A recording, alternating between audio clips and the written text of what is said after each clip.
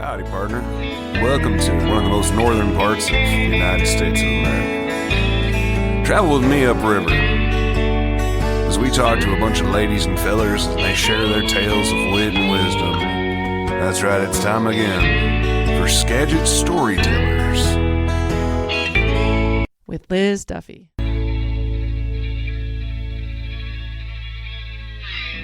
I'll stop talking about Spencer. Okay, let's get started. I like to start my podcast with talking about how we met. We met upstairs. We did. 10 minutes ago.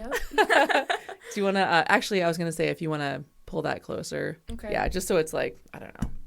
Yeah, that's good. Okay. If you want to introduce yourself to the 60 people Yeah. that are listening. Well, my name is Haley Suter, and I'm 15 years old. I live in Cedar Woolley. You're 15? I am. I thought you were like early 20s. Yeah, a lot of people think that I'm a lot older than I am. I go to the high school. I'm a sophomore. In Woolley? Yeah. Oh, wow. Yeah, so I'll be right there tomorrow morning. Gosh. I'm not happy about it. I have so many more questions now. Yeah. How do you do this now?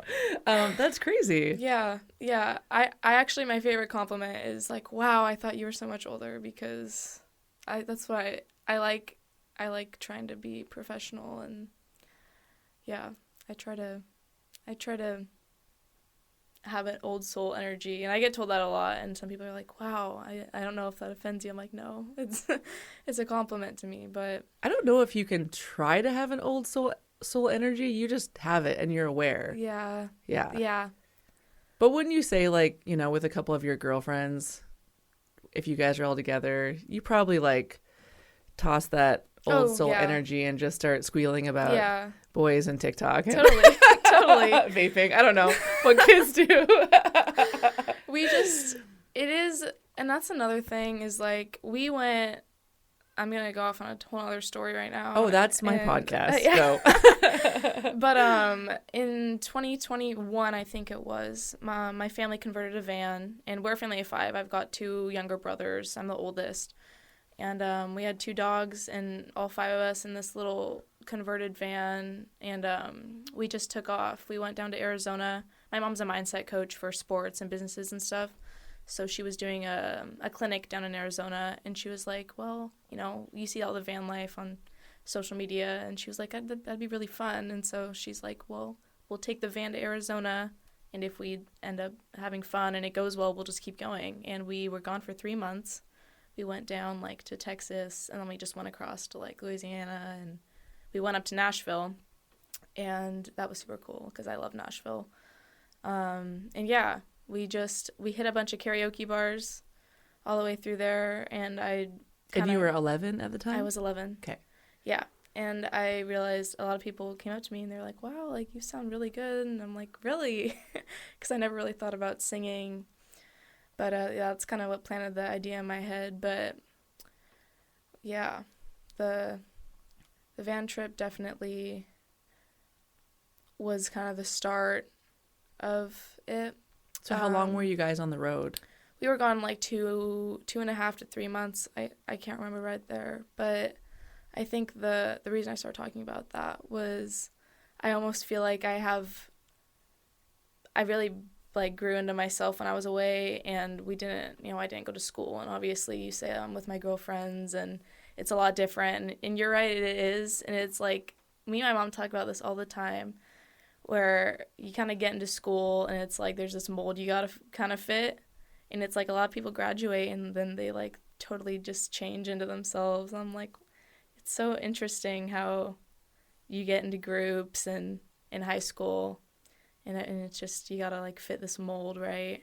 But there are some kids who do that early. They're like, nope, I don't want to be part of the mold, and they're kind of looked upon like, what? Oh, you're just gonna be yourself? Yeah, I know, it's crazy. I was thinking that because I definitely I was freshman last year, and I think now that, you know, I kind of know my way around the high school and stuff, I'm definitely more like myself, which I'm working on that. But I'll see a girl walk around with these cute flowy pants on and a bunch of jewelry, and she's got kombucha in her backpack. I'm like, wow, that is awesome. Like, you go. But yeah, I definitely don't like high school. I think it's the school part. Like, I love football games. I love the social parts and the dances and sports, and it's all super fun. But after being homeschooled on the van trip and realizing, like, how stupid it is to sit in a building for 7 hours when I'm like, I could get this work done in 3 at a coffee shop, like, by myself. So I'm just like, it's so hard for me to go there all day. I'm like, gosh, I could be doing so much more with my time. I've thought about that with my daughter. You know, if she's 13, she just started the new middle school in Burlington. If she jumped into, say, music or some other, you know, sort of craft or just something that she wanted to dedicate all her time to this passion, I'd consider that. Yeah. Yeah. I lived in New Zealand for a year, and this family I knew, they pulled their daughter out of high school because she was really into making costumes. And she ended up working for Peter Jackson's company, like the guy who did Lord of the Rings. Oh, okay. And I mean, she traveled the world making costumes with him. And it was really those first few years that she could spend 15 hours a day working on it, you know? Yeah. And I remember the high school brought her back and they gave her some award. And her mom was like, you yelled at me all the time. Because I don't even know if they homeschooled her. They just kept pulling her out all the time. Yeah. Like, you were going to get me in trouble. Yeah. And now you're like, look, we raised Claire to be this artist. No. Yeah. No, I know. I feel like last year at the end of the year, it was like anything I can do to... I'm like, gosh, school probably thinks I have something, like, wrong with me with all these appointments I have. Like...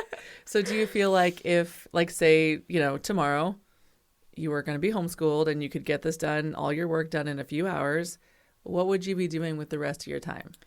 I've been saying this for so long, but I do need to step up my game with marketing and, like, staying consistent, because things like my Patreon, like, I do, and I started it, and for a while it's like every week I posted, and then school started, and it's like I play volleyball, so, you know, I get home at 6 or 7 and eat dinner, and it's like, gosh, I have to record Patreon, and, like, I totally can, but I was having a lot of trouble staying consistent with it, and I'm like, I could be recording these, and it's also, I want to record an album with Chris Eager. I want to record it with him and Richard Williams and Stanwood at the Plum Tree Studio, and I know that they're super busy, both of them, because Chris has so many shows, but that's another thing I want to do, and it's like, it'd be cool if I could really dial in all the songs and make sure that's as prepared as it can be before I go into the studio, because I only play the guitar, so it's like, I know I recorded one song with Chris, and it was kind of like, he had a lot of creative freedom with drums and bass and guitar, for that matter, because I just had a very, like, stripped down acoustic version of it, and I loved what he did because I just love his playing style. But it would be more of that, I feel like, a collaborative type of record, which I love, but we just need to find time for it. So yeah. There's a guy that I had on a few weeks ago. His episode needs to come out. His name is Michael, and he started the Bellingham Helps Access Music nonprofit. Okay. And he's been in several bands. He has his own band called Maclac, and he also does audio engineering stuff and producing. And when he's from Oak Harbor, and kind of reminds me of your situation, but he was always, from the age, I think, of 12, he was always in bands. Mm-hmm. And he was, like, just nonstop playing, figuring out how to play all these instruments. And he just kind of said to his parents, like, I don't want to go to school. Like, yeah. I don't need all this. So I think he got his GED when he was 16. Really? Yeah. So cool. As a public school teacher myself, I don't want to, like, you know, push you to leave the system, but I kept, like, nodding my head in agreement as you were talking. Yeah. I think that, you know, for certain kids, they wouldn't do anything if they were doing homeschool or if they got their GED. But if you know, some kids might be like, I want to work. That's all I want to do. My family has a business. I just want to work with them, and that's it. Or I want to follow my passion in music, then do it, you know? So anyway, but yeah, he did that. And I mean, I don't think it's stifled his life whatsoever. Yeah. So it's nice that there are options. There are. That's another thing. Like, I know that there's lots of options to go online, and running start next year, like, I can do all online at the college, and so that is a good peace of mind. Like, I know I have lots of options, but. And I love that you said too that you have this Patreon that like you kind of lost steam with it, and you said that you were listening to Andrew Sweeting's episode. Yeah, that was all Andrew's episode because I go, wait, you have original songs? Yeah. Where are they? You're in like 6 other bands, and he's like, well, Andrew, stop doing all these other groups. Yeah, like you work on yourself and. So after our episode, he did pare down his bands, and he has been working on his own stuff. And I think his new single is due out pretty soon. Yeah. So it's nice when you're like kind of sitting there and you like are telling someone, and then you're listening to yourself going, do I believe myself? Yeah. I needed to hear myself say, yeah, I've lost steam with it and I have to get back on track. So sometimes that's all it takes. So yeah. Right. I'm proud of Andrew. Yeah, that's good cool. job, buddy. I follow his Patreon. I think I follow like him and Chris and Savannah or something like that. But I did notice that. I was like, I see him out more frequent posts. Yeah. He knows I'm just going to like show up at his door and be like, what are you doing? Put your music out. It's good. They're good songs. They're great songs. They are. Yeah. I would not encourage someone if I didn't think that they were very good. And you said that you wanted to record with Chris Eager. What made you want to do that? When did you meet Chris? So Chris is actually the reason I started doing gigs. When you got back from the karaoke down south, how did you start? Well, technically, I'm trying to think of this order, but we got home and, your phone totally listens to you. So all these Instagram things are coming up of like child auditions for this and that. And there was this one that was called iPop, and it was in LA. And I was like, Mom, look at this. And, they're really like, well, I don't know about this. Like, it's a scam. It's a ad. What is it? But she was like, just put my email in. I remember the moment because we were driving like downtown Mount Vernon, like past the Calico Cupboard place. And she was like, just put my email in there and I'll read through it and see if it's anything real. And it ended up, you had to audition, like it was over Zoom because like a bunch of kids like signed up for it. And I ended up making it through auditions. And at that point I was like, wow, this is like cool because I've never tried to do anything like this. And there was a lot of kids. I was like, maybe people see something in me other than the drunk people at the karaoke. I'm like, I don't know if you guys are telling the truth, but yeah, it was cool. And I went down there after like, I don't know if it was 3 or 6 months or something like that, but it was everything. I mean, acting, modeling, singing, dancing. And it was kind of like, well, we'll just, toss our name in the hat for all of them. So I signed up for all of it, and I spent like 3 or 6 months, I can't remember the number, just kind of preparing and like picking songs. And I had like a dance coach, and which is so funny because like now that I'm so just like dead set, like music is my passion, I'm like, you dance? Were you in LA doing this? I was. So after that like kind of preparation period, I flew down to LA, and how it worked was there was kind of these like executives. I don't remember like quite what they were called, but there was a lady named Maria, and she kind of had to build a team, and then like she was kind of representing them at the convention. So it seemed like she was trying to like build a team of the best kids she could because like the networking down there. And so I was like, wow, she chose me. That's pretty cool. And we went down there. And she kind of, like, told us how it was going to go and made sure we were all ready and we all had outfits and, like, told us what the judges liked and what they didn't.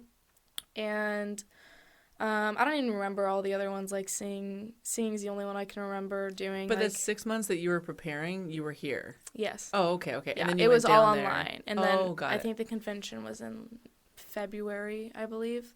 And you were 12? Yeah. Okay. 12, I think. 11 or 12. And, yeah, I went down there, and you kind of auditioned in line with your number, everyone else.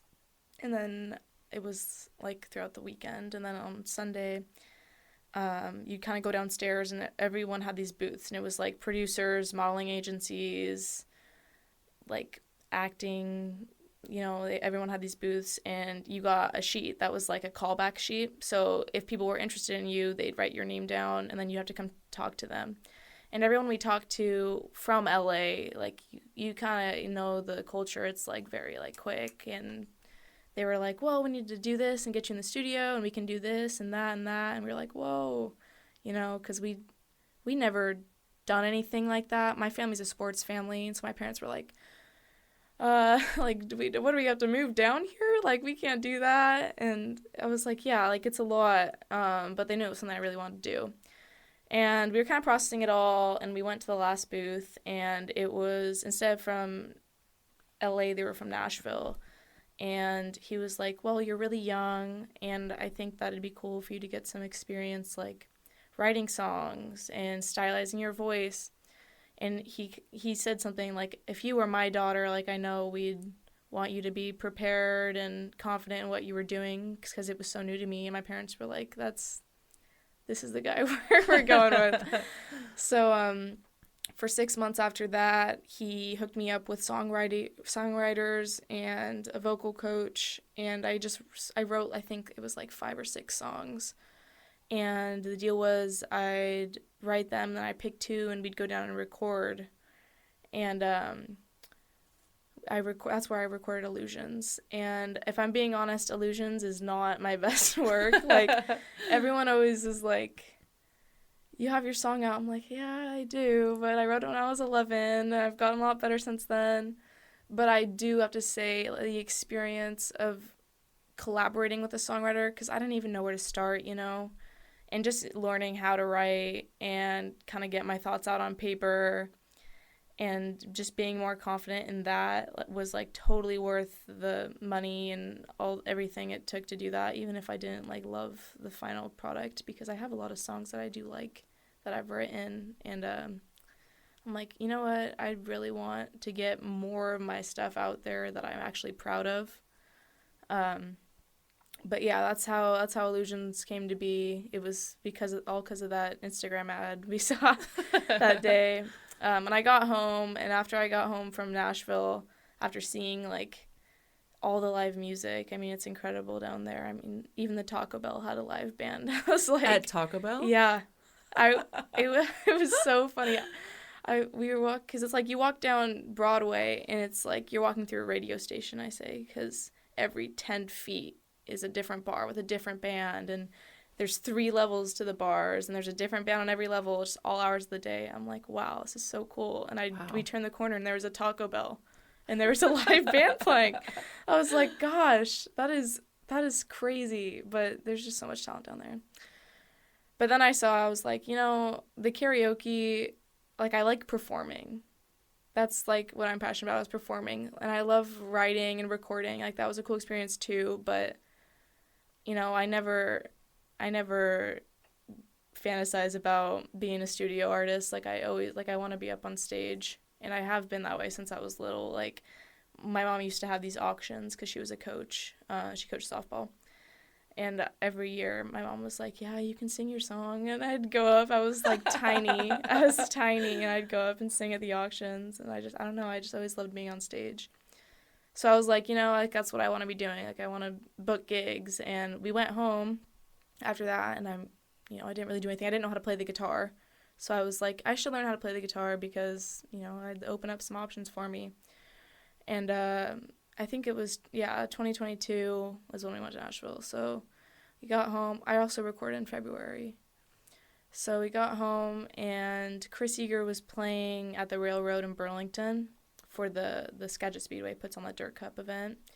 And his band was playing, and we had gone to Stevie Nicks. We went to see Stevie Nicks prior because I'm, like, the world's biggest Stevie Nicks fan. I just love her. And Chris played Tennessee Whiskey, and my dad went in and was like, you killed that Chris Stapleton song. And Chris said, yeah, I just saw Chris Stapleton at the Gorge. And my dad said, we just saw Stevie Nicks at the Gorge. And then Chris said, I was supposed to have someone come sing a Stevie Nicks and Tom Petty song with me, which was Savannah Woods but I didn't know who she was at the time. And but she wasn't going to make it. So he was like, my daughter can sing. I was like, can I? And my dad comes, I was in the bathroom, and I came out, and he was like, hey, I talked to the band, and they're going to have you up in a few songs. And I was like, what? I was like, what? He said, yeah, like I said, you like Stevie Nicks, and you're going to sing Stop Dragging My Heart Around. I was like, okay. Okay, I was just so unprepared. And I remember I went up and I sang with Chris, and I finished, and I just, like, started bawling because I thought I sounded so bad. Like, I remember I had the lyrics on my phone because, like, I was worried. Like, I knew the song, but I was, like, worried about forgetting them. And I just was, like, crying. I was like, this is terrible. I don't know why you made me do this. And the next day, my mom texted me, and she was like, Chris said that he wants to have you come sing with him again at his gig tonight. I was like, he wants me to sing with him again? I sounded terrible. But apparently he didn't think so. So, yeah, I mean, I just started showing up, and Chris always let me sing with him, and I'm so grateful because, you know, I was just 12, and I was like, you know, he's so established in the Valley, and he's a hell of a guitar player, and Chris is a huge mentor for me, and he has been since I started. And I know I compare, like, everything I do in terms of gigs. It's like I try to think of all these music role models, like, what should I be posting, like, how much do I charge, like, how long are sets, what do they look like. Like, I definitely, Chris was my biggest, like, role model for that and mentor, and he's just always been so kind to me. But I was going to ask, like, sort of how you sort of got into the scene. Yeah. So, yeah, Chris is definitely a great way to get in for sure. Yeah, no kidding. And I remember you said earlier, like, there's kind of in different groups, like, Andrew was in a different group. And I think I know what you mean, because I feel like I kind of would sing with Chris, and, you know, Savannah and, like, Ireland and All the Woods, and Andrew was with them. And there's kind of that. And then I met, like, Cascade Cody and Wes Jones. And, you know, it was hard for me to not feel so inferior with being really young. And I just started off. I didn't have a lot of confidence in, like, my guitar playing, for one. And I was, like, having to carry a gig by myself is, like, so scary. Because I started doing gigs 2 months after I ever picked up a guitar. Wow. I knew, like, 10 chords. I was like, I'm only playing this, like, any song that I'm physically able to play on guitar, I have to play it because I don't have any other options. That's awesome. But, yeah, it is cool to, like, think about that because I have come a long way, just confidence-wise. How did you end up, because you first came on my radar, I think I probably saw that you were playing at Lyman, but then also you played at the first Swamp Show. I did. So how did that come about? Yeah, I actually played at Lyman last night. Oh, you did? Yeah. Oh. But, yeah, Swamp, well, Wes reached out to me, and, I mean, he knew I'm his whole, the youth artist. That's super, super cool movement, and I think he knew my name and knew I was young, and I remember he reached out, and he said that it was me and a girl, Lily Hobbs. Oh, yeah. Yeah. And I was like, I go to school with her. Oh, you do? I do. I mean, she graduated, but... oh, she's older, yeah. Yeah. I mean, I think she was a senior last year. I think she just graduated.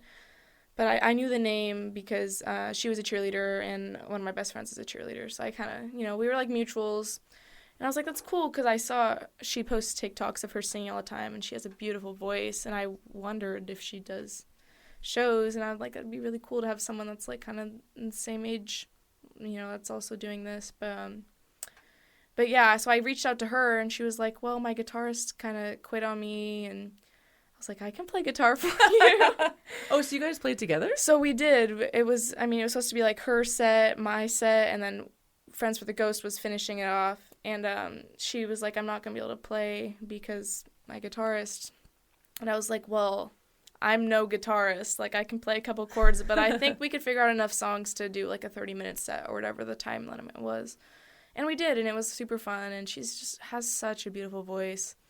I mean, Swamp was definitely really good for me because Wes said, you're playing, I think it was 30 minutes, and he was like, I want you to just do all originals and maybe, like, one cover. And I was like, okay, but, like, my originals aren't really ready yet. But that was definitely, like, I'm a person, like, I need a timeline because I'm such a bad procrastinator. Like, it's terrible. So you and like, Andrew have so much in common. Yeah. We talked about that, too. I'm such a bad procrastinator, and I'm like, if you tell me, it was, like, August 10th, I still remember it because I was like, I need these songs done by August 10th. And, yeah, and my guitarist, Dustin Roth, I was like, we got to learn these songs and try to make them sound somewhat good because we got to play them this Saturday. But I think I've definitely got a lot more confident with songwriting after that because of the feedback I got from, like, Charlie and Wes. They're like, these are really good songs. And I was like, wow, real musicians say that? Thank you. It's not just my mom telling me they're good songs. But yeah, that was cool. And I mean, like you said, with the 8th grade, it's like, what do you write about in 8th grade? Like, that was another thing. I was going to ask what Illusions was about. You know, I wrote Illusions, like, in my head. I know every lyric. It was just like a blah. And then the songwriter was kind of like, oh, take this piece, this piece, this piece. And so people ask me that question. I always try to figure out, like, what's the main message. And I think it was just, like, I know one of my favorite lines was, like, about the sunset you see will be gone when you wake. And I think it was because, like, I always felt like I don't want to say I have so many different personalities. Maybe, like, aesthetics is the right word. Like, I really love, like, the hippie and boho vibe. And I don't know, I really love, like, I get into crystals and all that stuff and all that stereotypical stuff. But then it's also, like, I go hunting and I'll wear cowboy boots, and I just felt like there's, like, so many places I could fit in, but I never really fit in, like, completely in one, if that makes sense. So I remember writing, like, I'm never, like, the same person 2 days in a row. Like, I am, but I can hang out with all different kinds of crowds, and so, yeah, the sunset you see will be gone when you wake. I always loved that line, But do you feel like your new songs, like, they're definitely more your voice? I do. I think I think Illusions, it was such a test run. And of course, you know, who I worked with in Nashville, Tom was his name. He did a great job, like, reassuring me and, like, telling me how things were going to go because I just had no idea. And I tried to write songs when I was little, and I was like, oh, this isn't working. I hate it. I was like, I don't know how to write songs. I've tried. Like, I don't know if I can do this. And he was like, no, like, just, like, take a piece of paper, write everything down, and then, like, later we can arrange things and rework lyrics. And I'm like, yeah, you're right. But I've definitely gotten better at it. And I have, like, 10 songs. I want to record an album with 8. But the song, Chris does the One Take Weekly series. I don't know if you... I've heard of it, yeah. Yeah, so he'll do that, which is such a cool series. But he'll have local artists come on and do originals, and he asked me, and I was like, oh my gosh, this is such an honor. Like, I watch these every week, and I'm like, that'd be so cool to do that. So when he asked me, I was like, yes, like, I'd love to. So you have done it? I have. So I have, and he was like, we'll do an original. And I was like, gosh, which one do I choose? And I ended up doing one called See Through You that I wrote. And I wrote it about, there's these 2 kids that I was really, really good friends with in 8th grade. And they just, they came on all our family camping trips, and they were very, very close with our family. And one is older than me, one's a grade older than me, and he kind of got into high school. And we just kind of, grew apart, and I started seeing, like, trying to fit in. They were kind of straying from who they were, like, who I knew they were, and kind of getting into some bad things and bad situations. So I wrote that song kind of about, like I see who you really are, and they kind of distanced themselves from me, which was sad, but I'm like, are you distancing yourself because you know that I know who you were before you, got into all this. And they would tell me, like, my biggest fear is going down the wrong path in high school. And I'm like, you told me all that, so maybe that's why you're not talking to me, because it happened. So it's sad, but yeah, I like the message behind that song, and I really am proud of the lyrics. I mean, I think I'll try to think. Are you still getting help on your on your songwriting? Like you said that Tom helped you. Yeah. Is this just all you? This is all me now. He helped me with those couple songs that I wrote, and I mean, we only recorded the one, but yeah, and then after that, it was a contract, from LA, from the convention. Like, we had this contract of this many songs, this many recording, this many hours, and so that ended. So yeah, but having that experience is the only reason I'm able to write by myself. But have you thought about going to college for music? Like, I know at Western there's like I think audio engineer courses or classes, and maybe even songwriting. Just curious if you've thought about that. Yeah. I have thought about college. I feel like if I were to go to college, it would be for business. And obviously, I mean, music would be cool. And if there's classes like that, it'd be cool and probably, like, really helpful for me to take them. But I do feel like it would have to be online just because I'm just not a school person. I think after being homeschooled and realizing that option, I'm like, being at school is so much harder for me, even though college is totally different. Like, I understand that. But as far as college goes, I think if I were to go, I would get an online business degree. Well, I know Charlie talked about going to college and getting some experience in recording music. Mm-hmm. And then you should listen to Shannon Patino's episode. She was she went to college for business, her parents really wanted her to do that. And she knew that, financial stability was important. Yeah. And then she switched to audio engineering, and she didn't tell her parents until she graduated. Really? Yeah.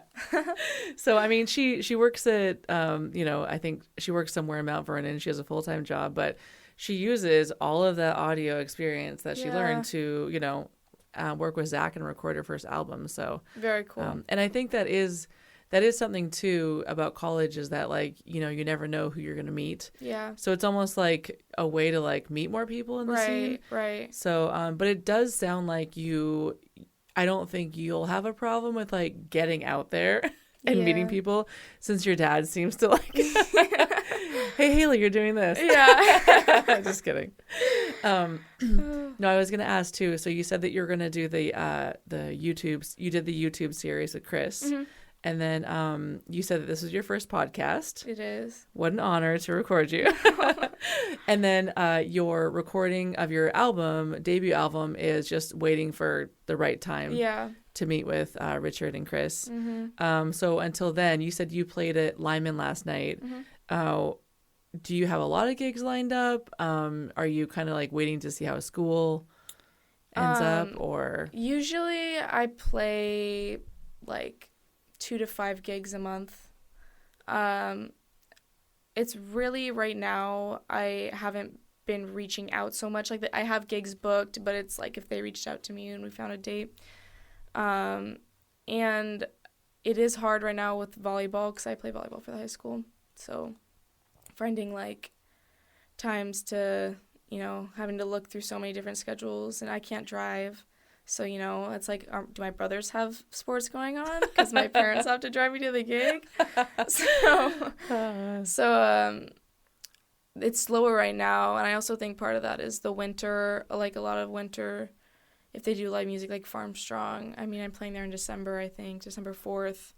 But a lot of it is, like, solo gigs. And I think I just book a lot more in the summer. I mean, as everyone does. That's what, most people kind of hunker down. If people want to know where you're playing next, where do they go? My website, I try to keep pretty updated. Your name, HaleySuter.com. Yeah, it's HaleyMaySuter.com. And it's linked on all my social media, which is just Haley Suter. But if you search Haley Suter, it should come up. Do you use Facebook, Instagram? Yeah, I've got Facebook, Instagram, YouTube, and I try to post, like, on there, like, Facebook for one. I try to have events for all of my shows, And then if I have like a couple lined up in a month, I'll post like a little picture with all the dates on there on all my social media. And also, if you join my email list, it's on my website. There's just a little intake form, and if you give me your email, you're on my list, and I try to send out every month what my shows are. So that's a way to keep updated. I'm not a huge fan of Facebook, but I love the event option. Yeah. I click interested on everything I could possibly want to go to, and then I won't forget. I know. And also, like, when you can, and like, you're like, gosh, I'm bored. Like, it's Saturday. There's going to be something going on. You can go to the event page and, like, scroll and see who's playing. Yeah. So, yeah. Facebook events we love. I was just thinking, so if you go to Woolley High School, did you have the owner of Lyman Tavern as a teacher when you were in Cascade? Amy, I didn't. I missed her by 1 year. Really? I missed her by 1 year. Well, actually, she was the art teacher, right? She was, and everyone loved her. And I had art with a different teacher, and everyone was like, "Gosh, just if Amy was here," because I was in 7th grade, and the 8th graders were like, "Gosh, you would have loved the old art teacher." I was like, I mean, I'm sure I would have. And then I met Amy. I was like, wow, yeah, I definitely would have, because I love Amy. And I actually Chris was playing at the Lyman Tavern, and I sang Stop Driving My Heart Around with him before I even started doing gigs. Oh, you did? Yeah. And so, because I would show up to Chris's gigs, and, like, that's where I got to perform, and he always had me up, and I'm just so grateful for that. And so where else have you played? I think I saw you played Birdsview Brewery? Yeah, I did. Birdsview Brewery was the last one, but, yeah. Farmstrong and Big Lake. I used to play at Eagle Haven a lot. My first ever time I played in front of someone with a guitar, well, I sang with Chris at the Lyman Tavern, and Amy came up to me. She goes, "I got to book you." And I was like, "I don't play gigs by myself. Like, I can't even play the guitar." And she says, "Well, when you learn, call me, because I want to be your first. I want to book you first." And I was like, "Yeah, that's really cool. That's really cool." So I was learning the guitar at the time, and we were at Eagle Haven, and they did I don't know if they still do them. I haven't been out there in a while, but the winery did the farmers markets every Sunday, I believe it was. And we showed up there, and the band, like, just no-showed. And the owner there, my mom was like, "Hey, do you have your guitar in the car?" And I was like, "Yeah, but I could play 3 songs." I know. My mom is always pushing me. I'm going to ask you questions about your parents after this. Absolutely. So you played there at the market. But yeah, and I played there, and we didn't have any. Well, we had sound equipment, but it was, like, for karaoke, because my dad got into it. He was like, "We're going to get some stuff so we can do karaoke parties at our house." I was like, awesome. Your parents just always have the PA system and your guitar in the car. Yeah, just in case. I don't know why we had it. Maybe they had to go home and get it. That's so funny. Well, you didn't live that far away. We didn't. Yeah. So you're probably right, because I'm like, I had my guitar in the car. I do remember that. But he was like, "I'll go get the speaker." And we didn't even have, like, a boom mic stand. I'm like, "Wait, Dad, like, I can't, like reach the microphone if we don't have a mic stand." And like I said, we're a sports family. Like, my parents, like, my mom played at UW softball, and we have, like, a facility outside with batting cages and stuff.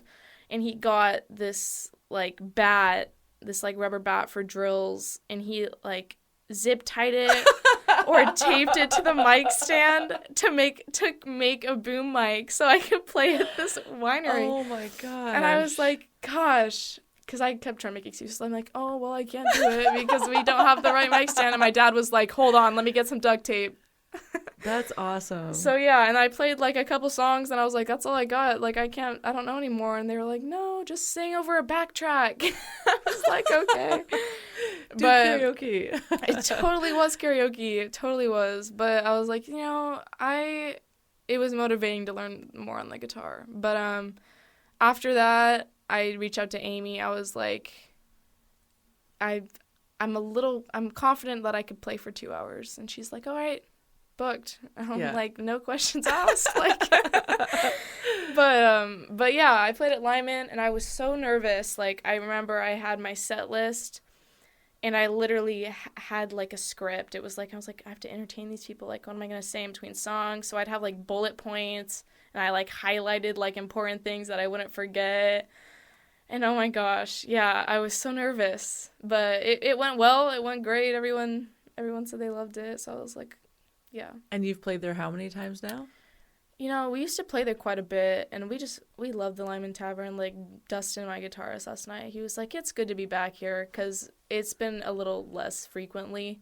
But well, I was thinking the last time you played yesterday, I mean, how did that feel going? And were you nervous at all? No. That's so great. And yeah, thinking back, it is cool, like, how far I've come confidence-wise, because I don't get nervous for gigs anymore. I mean, yeah, sometimes, if anything, it's like I feel a pressure to entertain. Like, my biggest thing is talking, like, in between songs. That's why it's hard when there's not a ton of people, because it's really quiet. And I'm like, I love that everyone's really engaged, but I'm like, gosh, now I feel the pressure to, not have silence at all, and it's hard. It's like you want them to pay attention, but not too much attention. But I'm like, have a side conversation. Talk amongst yourselves. Let me figure out this next song. I always tell my dad and Dustin. Well, my dad's name is Dustin, so everyone always jokes. I'm like, this is Dustin 1, Dustin 2. Or we'll go somewhere. They'll be like, hi, I'm Dustin, and I'm like, wait. They're like, both? Yeah. But it's easy because I call one dad, so I don't get them mixed up. Yeah. I think definitely for you, like, record that album. Hopefully, Chris can get you in. Yeah. I think that like, such amazing people in the music community, but, like, keep branching out. Yeah. Like, look and go, who's it like on Friday this coming up? It's Forrest Stoke. Oh, yeah. You need to meet him. Have you met him? He reached out to me a while ago. Of course he did. About He's collaborating. So great. Yeah. Really? Oh, that's awesome. My dad plays cajon for me. Oh, he does? He does, which, again, I mean, I said I want to get into music. He's like, well, you need some percussion. And he just learned it for her. I was like, that's awesome. But, that's great. But, yeah, it's like him and then Dustin, my guitarist, and we just have a little trio band. You said that your mom played softball at college. Mm-hmm. So, like, what's their story? Like, where are they from? Do you know how they met? Yeah. So how did they raise 15-year-old Haley? Well, my parents met. They were sophomores in high school. In Woolley? My mom went to Mount Vernon, and my dad went to Burlington. Okay. So now we've hit every school in the county. But when I first moved here, I'd be talking to someone. I'm like, "Oh, are you from here?" And they're like, "Oh, no!" Like, we'd be in Burlington. They're like, "No. I'm from Mount Vernon." Yeah. And no, I'm way far. I'm Canadian, so I'm just like, no, like, no, you're from here. You're from here. Yeah. And then my old neighbor, I used to have a farm on Minkler, and my old neighbor, he was from Zimbabwe. Oh, okay. So he came on the podcast. We did an episode together, and I was like, dude, we have something in common. He's like, what? And I go, we're both immigrants. And he's like, you're not an immigrant. And I was like, yes, I am. I'm Canadian. He's like, shut up. So I got a taste of my own medicine there. That's funny. We just went to Canada to get tattoos because I can't get them here. Oh, you did? What'd you get? It's my mom's handwriting. It says, I love you to the moon and back. And she got the same thing in mine. Oh, my gosh. Yeah. That's so sweet. It was fun. It's her first tattoo, so it's both of ours, so that was cool. Well, you'll get more, right? Yeah. You know the saying, no one dies with one tattoo. Yeah. Okay. No, all right, so go ahead. Your parents are from? Yeah, so my mom's from Mount Vernon, and she just had been playing softball. I mean, softball wasn't a huge sport. I mean, yeah, it was just kind of like the women's baseball. And she played in all these select teams, and it's like in the valley there was like no softball players, so like she stood out because she was good at it and worked at it a lot, and like no one else really did. But she ended up getting an offer to go to, I should know this, I think it was in Oregon, but a different school that it was D1, but just not as big as UW. And then she got an offer to go play at UW, and everyone was like, you can't do it. Like, you think you're going to go be a walk-on for a D1 school? And she was like, that gave me motivation to do it. So she ended up playing at UW, which is really cool. And she doesn't talk about it because she doesn't like to brag about herself. I think I brag about her more than she does. But, so people didn't think that she could do it, and that drove her, that gave her motivation, watch me? Yeah, and I know we talk about that a lot. Because, I mean, she brings that up a lot whenever because I've had people, be like, say things like, you're not going to, what's your backup plan for this? And I'm like, you just wait. I just want to do music. There was no backup plan. Like, this is this is what I need to do. Like if I whatever I need to do music, like I'm gonna do it because that's what I want. And you said your dad's name is Dustin. What's your mom's name? Amy. I love her already. Go ahead. I know. My mom is just like my person. I mean, I don't know what I'd do without her. She's like, she understands me like no one's ever gonna understand me, and I think it's vice versa. Like I feel like we kind of just, I don't know, no one quite understands us like we understand each other, and I'm really glad for my relationship with my mom. So did she meet your dad at college at UW? No, in high school. Oh, okay. So they met, well, my mom just got broken up with, and she like didn't go out to parties and stuff that much, but her friend was like, no, you have to get out of the house, you have to come to this party. And she went and met my dad there, and she went home, and my grandma was like, well, how was it? And she was like, well, I met this guy, but you aren't gonna know him. And my grandma was like, what's his name? And she's like, you won't know him, he goes to Burlington. And she said, it's so far away. I know, just up the road. She goes, it's Dustin Suter. And apparently my grandma, my dad's family, the Suters, lived right next to my aunt, so like my grandma's sister. And she's like, oh, we know the Suters. So, and they actually have like the same birthday. I mean, it's like one day apart, but it was like less than 24 hours apart. So like they were in the hospital together. I'm like, that's so funny. Oh, wow. So like, yeah, so the families knew each other, but distantly, I guess. And yeah, I mean, they've been together since then. That's great. Yeah, they were like 16. And did your dad go to college? Yeah, my dad played baseball, and he was really good. He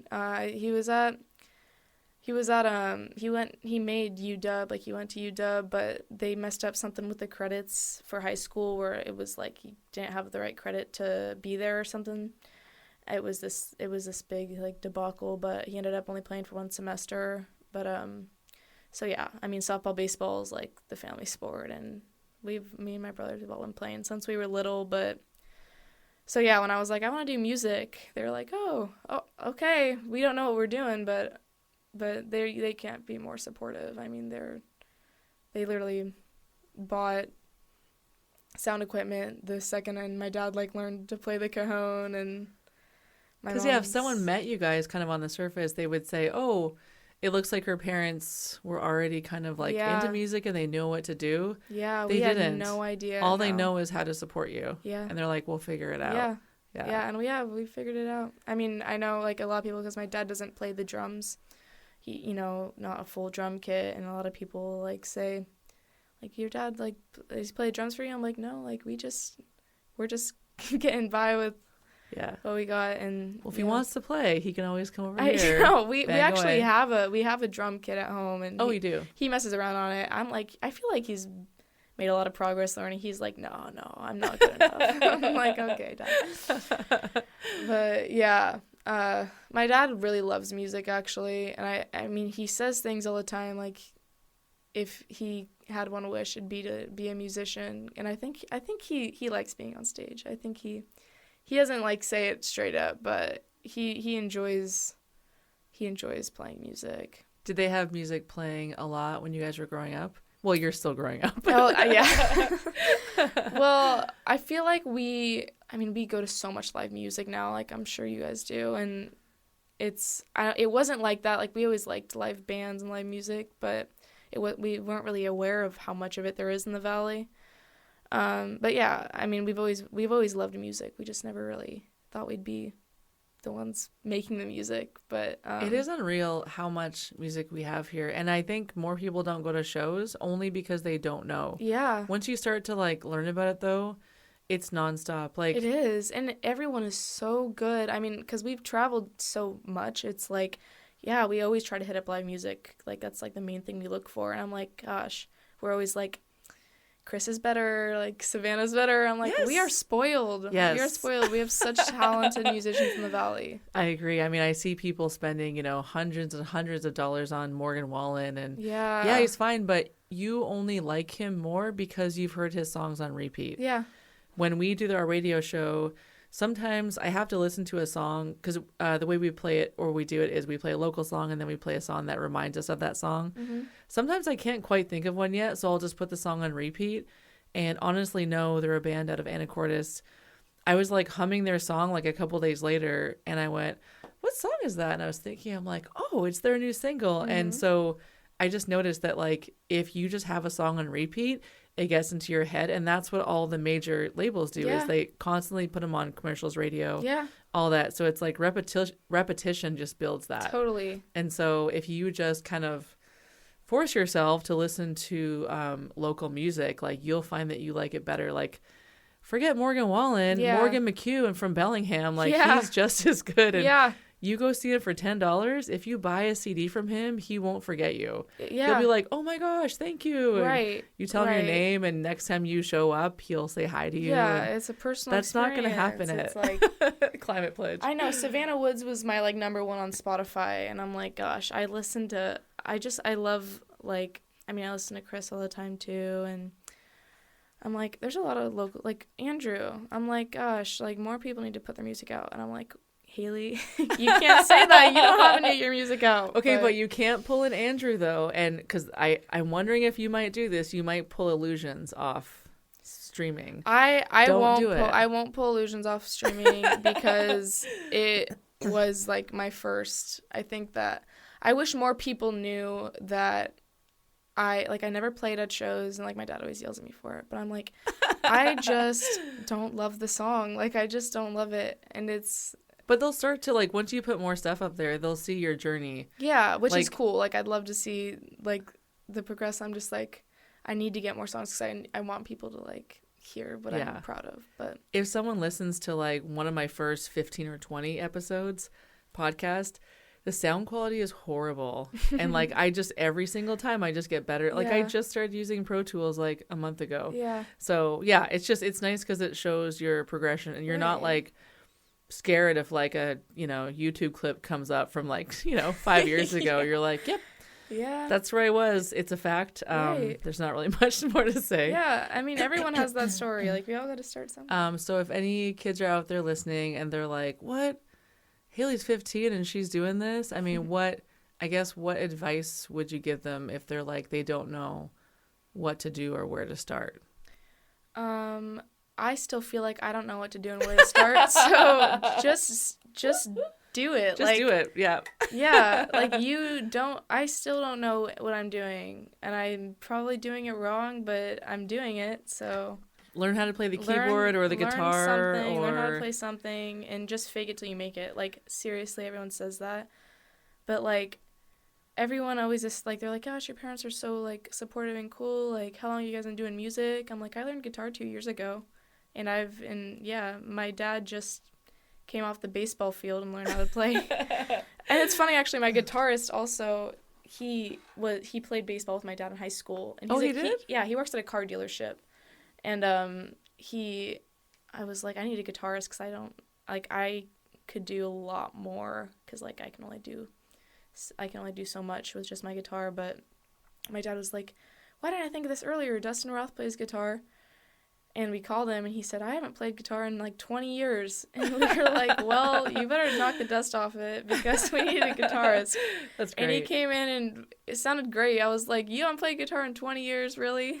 Like, and I don't know, it worked out, and we all get along so great. And it's like they were friends in high school. But, like, they both, he just played it for fun, like, on the side. Like, he just knew how to play the guitar. Like, he never did anything with it. Like, he played baseball with my dad.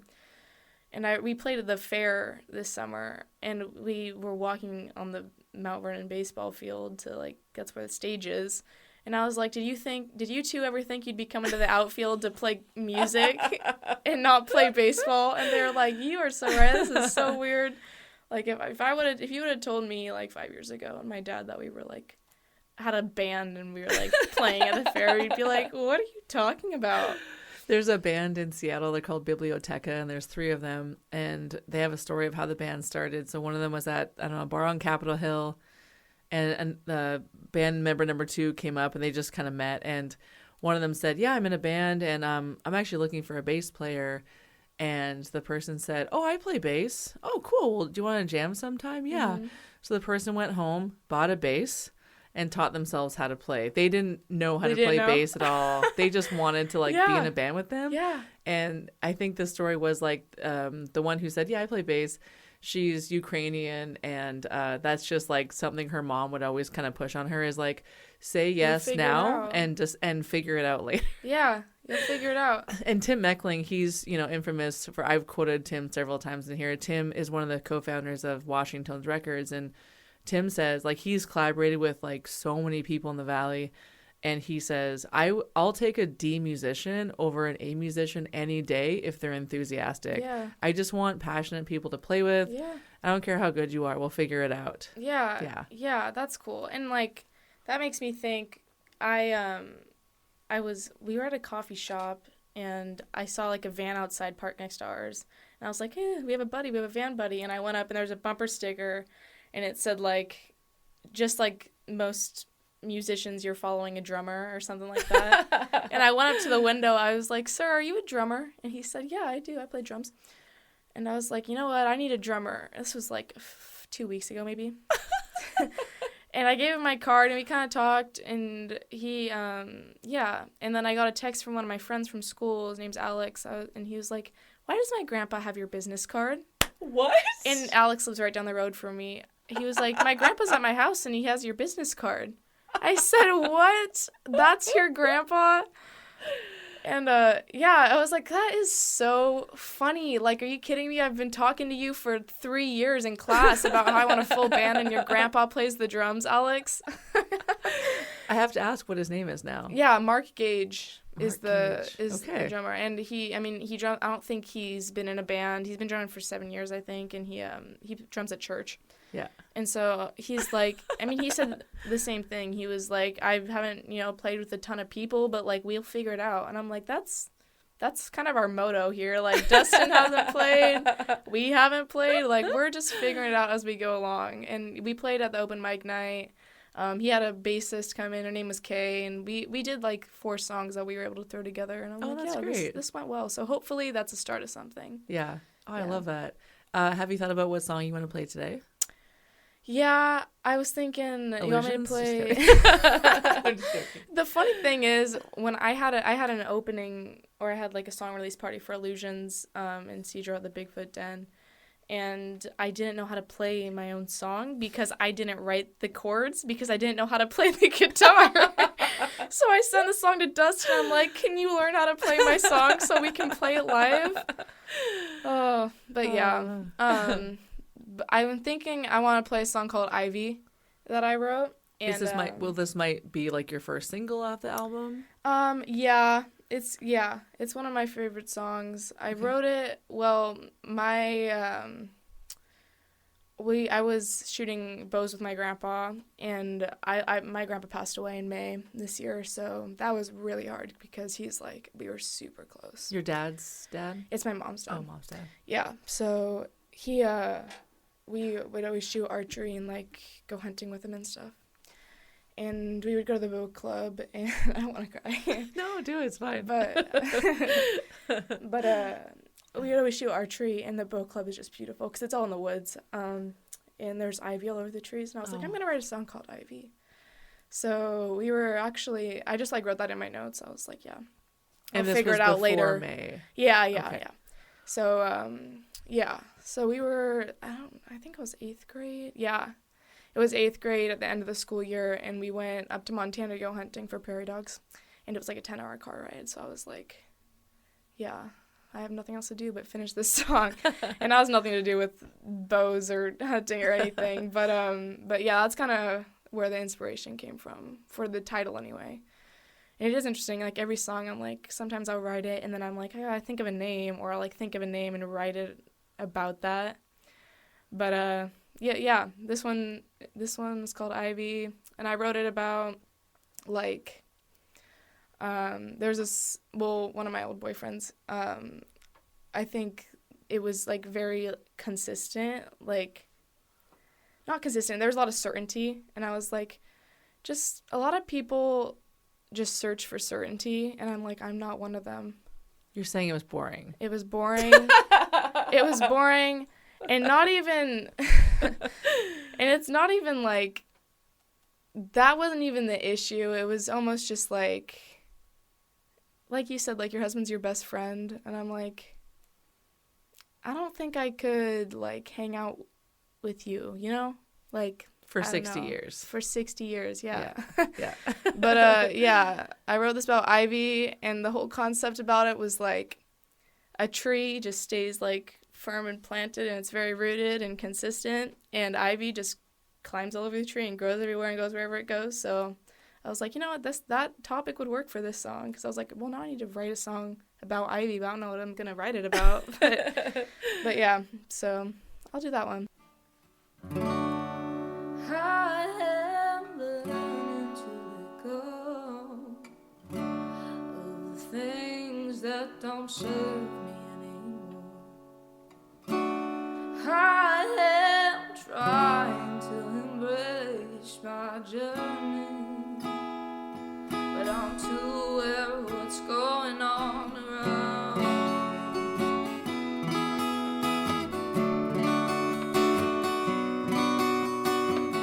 Maybe I like the security, but you never really knew me. We attach ourselves to certainty.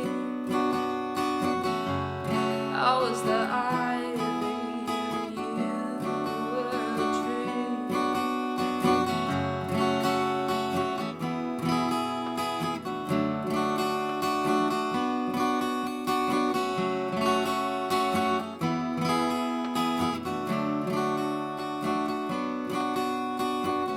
They say that consistency is key, but that just gets boring to me. Oh, the river's changing constantly. The best part of letting go is that your hands are empty. I am learning to let go of the things that don't serve me anymore. I am trying to embrace my journey, but I'm too aware of what's going on around me.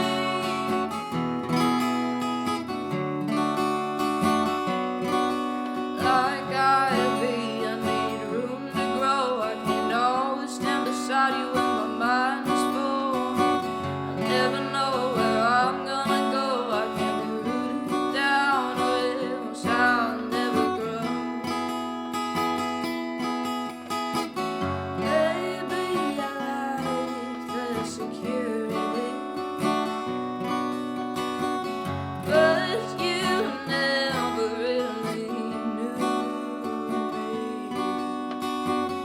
We attach ourselves to certainty. I was the ivy and you were the tree.